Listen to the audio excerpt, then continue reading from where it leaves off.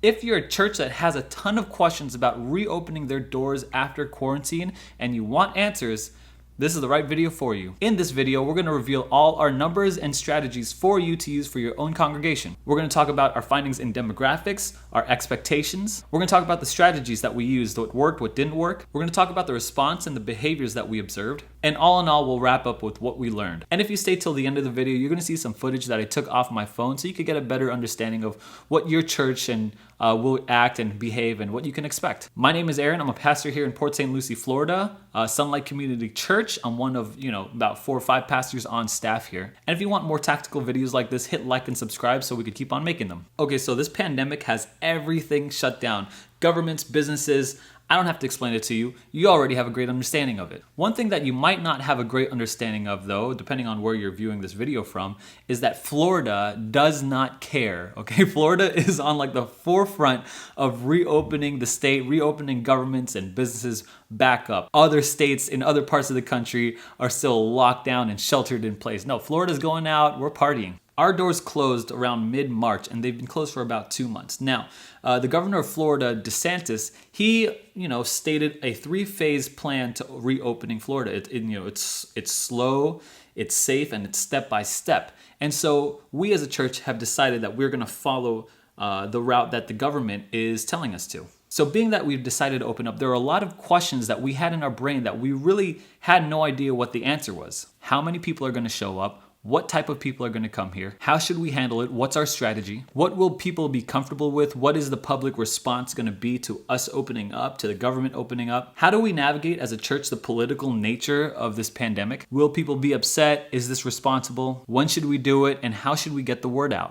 So while we wrestled with those questions in our brains, we have to also give clarity to the context of our particular church. We're a church that typically sees about 500 to 600 people in attendance every Sunday between 2 services. We have contemporary worship services, and we have a special emphasis on young families, being that we have a school attached to the church. We have a children's ministry that sees about 80 to 100 kids every week. So when I tell you the results and the numbers, use these as a particular context so that you could then assume your own ratios for your own size of congregation. And you could use this as a research sample size for your own decisions. Also, I think it's important to talk about the context of Florida. Schools are still shut down. Churches were never forced to close in the first place. Businesses have been cleared to open up with a 25% cap on capacity. Okay, let's talk guiding philosophies. One of the primary reasons for us closing in the first place was that we were recommended by the government to close. So we did, but the government is now recommending us to open.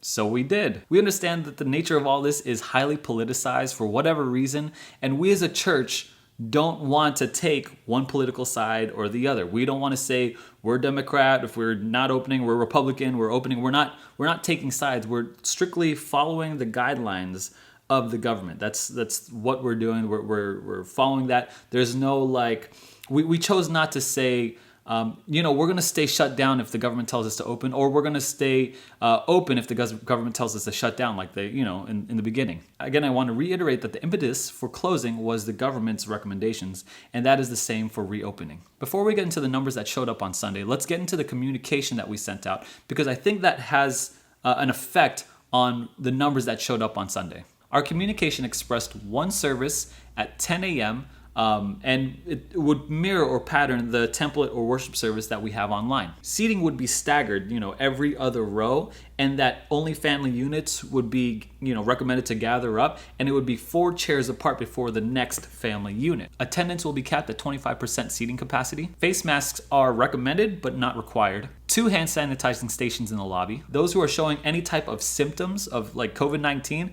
is, don't come here. And if you're in contact with anyone, obviously don't come here either. And the following services are not available: door greeters, ushers, planned fellowship time before or after the service, not available; children's ministry, not available; no nursery, and no passing of the offering plates. We actually set the offering plates in the back so that people can just drop them off, but they were really encouraged to give online so we could keep a tally of them. This communication was delivered via mass email, mass text, on a Facebook post, on an Instagram post, and on the top page of our website. These were also delivered on the week prior, not necessarily the week of. Let's talk contingencies. So this was the whole plan going into Sunday, but we had some contingencies in place in case we just get blown out of the water. Our seating capacity in our sanctuary is about 700, I think 719. So we had a max capacity at 125-ish. If we had more than 125 people, the 126th person would go into the fellowship hall. It's just this big gymnasium area. We would have Pastor Scott greet them initially, and then we would play the online service that we are currently providing for online. If you want to take a look at that online service and what it looks like, I'll give a link to the description or the links at the top here. Also, if you want to take a look at our full communication letter, I'll give a link in the description as well. Okay, with all that in place, we had the service yesterday. So let's talk numbers. 62 people in total, 30 female, 32 male, 38 were above the age of 60 years old. So that's about 61%.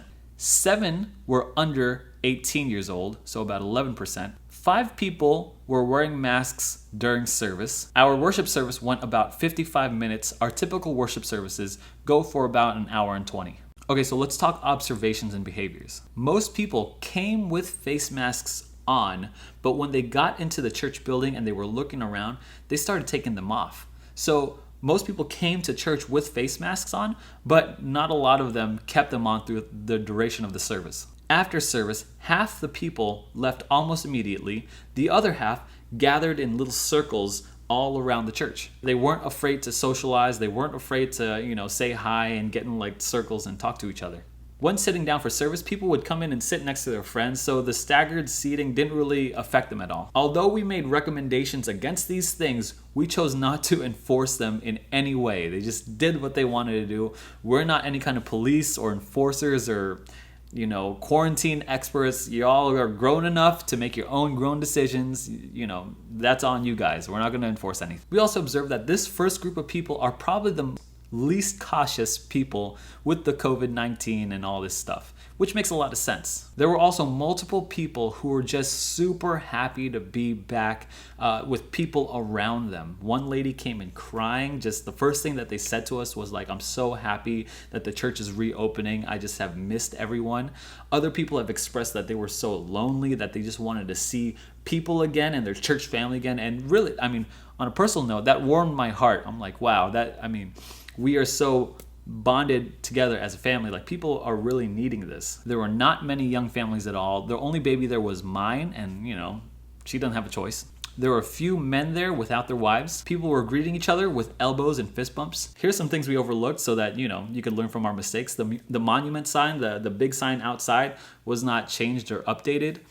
Some of the slides weren't in place, and some of the batteries were not charged for like the mic packs and stuff like that. Okay, so let's talk about implications and what we learned. We feel like the age demographic skewed a little bit older, and so I think that the mentality there is that these people think that I'm not going to live as a prisoner in my own home. If this thing's going to get me, just let it get me. I think people paired that with the context that Florida is kind of low compared to most other states, and their own views on the pandemic and political stuff. So I think all that plays into role. Definitely the least cautious group of our city was here during the church service. Here's another thing that I observed and learned is that both sides, I know this is highly political, I don't wish it was, and again, our church does not stand on one side of politics or the other, but it's funny that both sides, right and left, are appealing to science as their authority. Like, they're basing their arguments on the science or the facts, saying whether or not you should open up or not open up, or stay at home, shelter at home, or whatever, open up and just start the economy. Both sides are appealing to science, which is funny because both sides are claiming science as that authority as reason of why they're right or they're wrong. And the thing is that science is a horrible policymaker. Science doesn't bring in, ethics. It doesn't bring in context. It doesn't bring in any of that stuff, especially like morality and ethics. Especially as a church, science is terrible policymaker in that sense. So I don't know. Some of these questions are maybe too big for this video. I'm here to just give you a snapshot of what we encountered and some of the things that I'm observing and some of the questions in the back of my mind. One of the questions moving forward is, how does this look to grow in the next, by month or by week even? And if there's another resurgence in spikes of infections in Florida, will we shut down again? The answer is probably yes. But how will that look like as far as church growth? What does public opinion tell us about, all of this stuff? I think public opinion right now is that cautious, right? Out of 600 people every week, we had 60. That's about 10%. That's also including all staff. So that's everybody in the building is about 62. So there's a lot of questions. A lot still is up in the air. But some of the stuff that are most interesting to me, and maybe you could answer for me in the comment section below, please tell me, why do you think people are acting the way they are relating to science or going towards science to claim as their authority? Science is on their side. Why do you think that is? Also, to add to that, how does faith play a role in all that, and where the church's allegiance should be? If you're a pastor and thought this was helpful, give me a like and subscribe. And if you're someone from Sunlight, I love you. We all love you. And hopefully we'll see you in person or online. Doesn't matter. We're still trying to worship Jesus all together. Jesus Christ, my living hope. Then came the morning that sealed the promise.